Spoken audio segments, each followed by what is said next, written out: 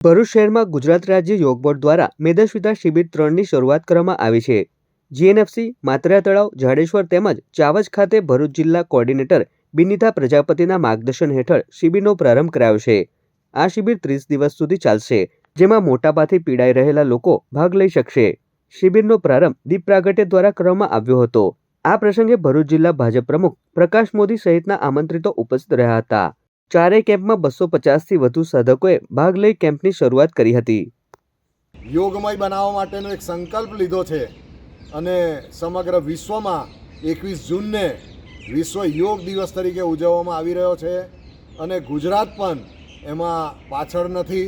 ગુજરાતમાં આજે સમગ્ર ગુજરાતમાં દરેક જિલ્લામાં, દરેક તાલુકાઓમાં, દરેક શહેરમાં યોગ શિબિરો યોજાઈ રહી છે અને ગુજરાત યોગ બોર્ડના ચેરમેન શ્રી શિષપાલજી કે જેઓ પણ એક ભગીરથ પ્રયાસ કરી અને સૌ યોગ ટ્રેનરોને, યોગ સાધકોને પ્રોત્સાહિત કરવા માટે સતત પ્રવાસ કરી રહ્યા છે અને સૌને માર્ગદર્શન કરી રહ્યા છે।